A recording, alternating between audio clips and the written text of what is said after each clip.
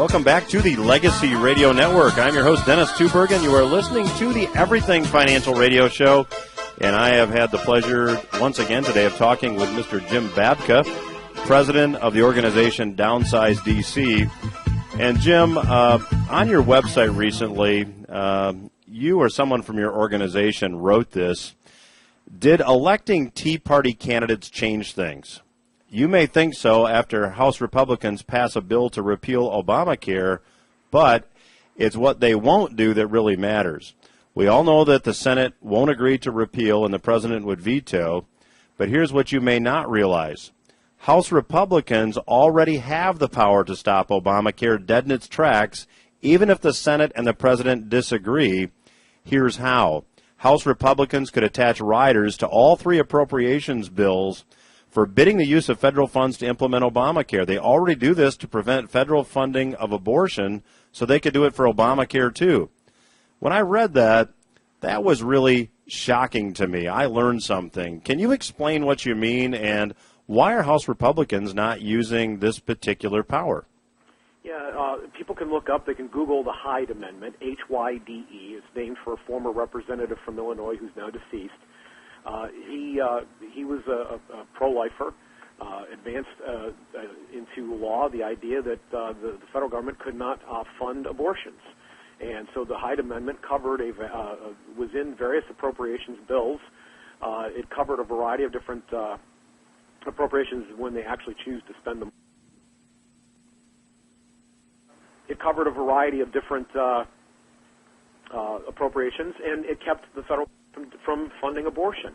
And so we're saying that exactly the same procedure could be used here, and that when these procedures are available to Congress, they rarely take them. They choose to do something that is largely symbolic and showy, something that identifies and shows you just how much they care, rather than actually doing the thing that would make the impact.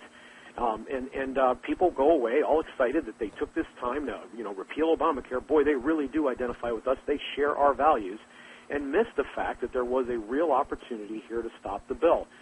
Obamacare cannot be implemented in law. It cannot be carried out. It won't be carried out by the good graces of a bunch of volunteers trying to do something and persuading other people to do it. It's going to be done by people who are paid, working out of facilities that are paid for by taxpayers, using resources and tools paid for by taxpayers, and enforced by people with guns paid for by taxpayers who are going to make sure that everything gets done. And if you take the money away, you take all that power away. It's the key. So if the money's not appropriated, the law can't be enforced. It cannot be carried out, and it was within the House Republicans' power to zero out every bit of that if they chose. And here's the kicker. We wrote that back in June, and that has already come true. What you just read aloud has already come true. The House did, indeed, vote to repeal Obamacare. The Senate is doing nothing with the proposal, and the House has refused. Congressman Boehner himself, the Speaker, has suggested we will not do anything different than our normal appropriations plan. There is no additional plans this year to do anything further to deal with Obamacare. So, Jim, are you suggesting, just for clarification, are you suggesting that the House Republicans had this power and they no longer have it, or are you suggesting that this is something that they could still do with some pressure? They could still do with some pressure, but they won't. They won't.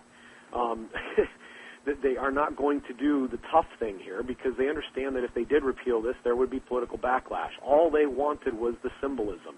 All they wanted was the PR value. All they wanted was to make you think they're just like you. They feel the same way you do about this. So they've taken this large symbolic gesture that they can now return home to their district, and they are home in their districts in most cases this week, and they are telling their constituents, I voted to repeal Obamacare. So sounds great politically, but from a practical standpoint, they didn't do the practical thing. This is they do this kind of thing all the time. I'll give you another example. It happened last year. We are hearing over and over again from Republicans that we need a balanced budget amendment. Now, it takes a considerable effort to pass a balanced budget amendment. You have to have a lot of states ratify it. You have to have a supermajority of the Congress on board. And so to get a constitutional amendment is a big, big, big thing. And they keep saying we need a balanced budget amendment. It's the only thing that will keep us in place. But every year or not every year, but every so often we come across, and we came across it last August. We're going to come across it sometime after the election here in November. We reach a place called a debt ceiling. This is where a certain amount of money is authorized to be used for debt that the federal government can borrow to continue to outspend by over $1 trillion as it's doing right now, the amount of revenues it takes in every year. This is the amount that the debt can be expanded. And all they have to do is not raise the debt ceiling. Or they could even cut the planned increase in the debt ceiling. They could impose costs, limits on what the federal government is doing right now. You know, if all of a sudden a corporation that is dependent on one particular customer loses that customer's business overnight for whatever reason, they have to make immediate cuts no matter what their budgetary plans were going into the year. Some of those cuts might be drastic and difficult. Difficult decisions have to be made. And if Congress had done this last year, they would have had to do that as well. But they chose not to take that path. They raised the debt ceiling to everything that Obama requested and quite a bit more, after putting on a symbolic showy display that they cared about this issue. But they passed up the real opportunity. And they continue to talk about balanced budget proposals that will never get ratified. They will never become law, because that allows them to symbolically associate with you without actually having to do the dirty work, without having to take the political hit or cost of actually achieving their objectives. Jim, I want to shift gears a minute because I read something on your website that Representative Ron Paul, who I guess is still officially a presidential candidate, although is not talked about much in the media anymore, has introduced a bill recently called the Free Competition in Currency Act. Your organization is definitely in favor of that, as am I. Could you explain to the listeners what this act would do? Yeah, there's three parts to it, and I would encourage, for the details, for people to come to the website and review it. But here's basically the problem we're trying to solve. We live in a world where we have what's called a legal tender currency, and it has competitive advantages in how it's handled in tax matters compared to, say, gold and silver, how it's handled in exchange situations. And because of these advantages that have been built in by law, gold, silver, other forms of currency cannot really compete.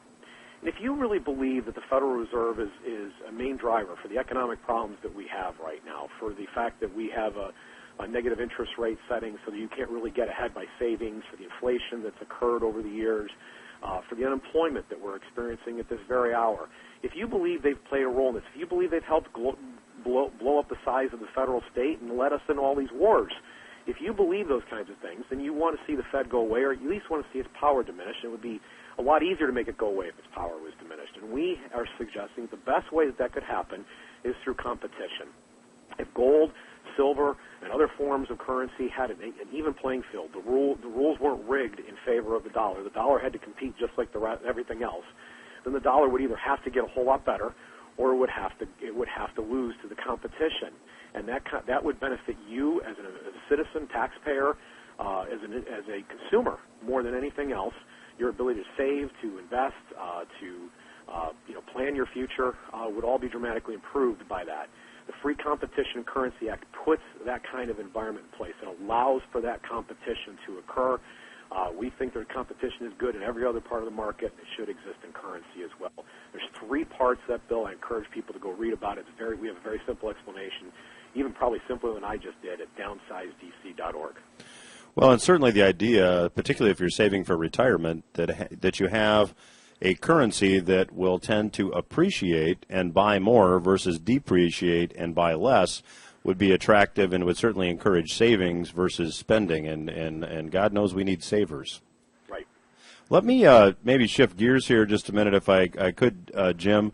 You have recently started to talk about a deny consent movement. What is that?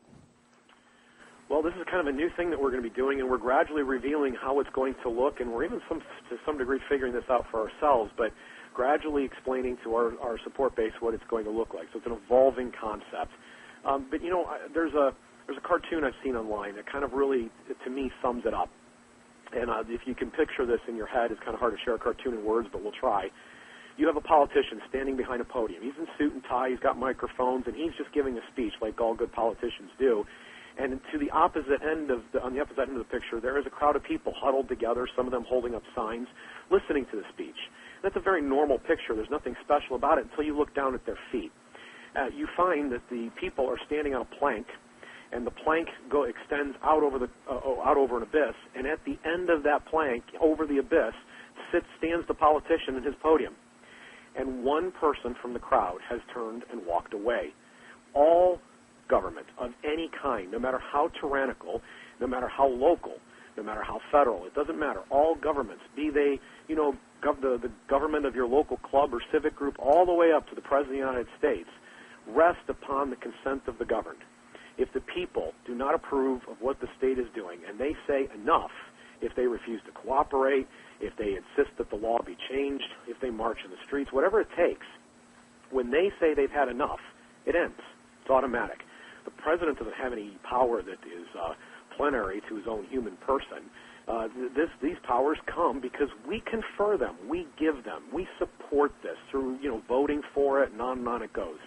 And so we've come to believe that the key to changing everything, and this is a big dramatic shift for us, Dennis, isn't trying to persuade Congress to stop being quite so criminal. We want instead to go to the American people and point out that bad things are being done again and again every day in your name. And the politicians in Washington, when you don't speak up, assume they have your consent. They believe that they are acting in good, noble, democratic fashion, even when they're not, even when they're acting beyond the Constitution, even when they're acting beyond all sense of normal decency. They continue to engage in these behaviors because they just simply believe they have your consent, whether it's tacit or implicit or whether it's overt. Any way they can get it, they're assuming they have your blessing. And we're saying it's time to deny that. It's time to let them know we know what they're doing, we know it's wrong, we don't want to tolerate it anymore, and we're going to begin finding ways to point out the illegitimacy of their behaviors. And maybe if this is going to continue to be so systemic and is going to continue the entire institution by itself, if Congress won't read their bills, which is the primary fiduciary responsibility, limit the things to one subject at a time, abide by the limits of the Constitution, then I think Thomas Jefferson's remedy in the Declaration of Independence is the place to which we repair. We fundamentally alter or abolish this form of government. Jim Babka from the organization Downsize DC. My time with you always goes so quickly. Why don't you go ahead and give the website one more time for those that may have just been joining us? Yes, it's downsizedc.org. And Dennis, I'll tell you, we got some big plans. The deny consent thing is going to become a bigger and bigger theme as we go through the fall, and we've got some other things we're working on developing right now.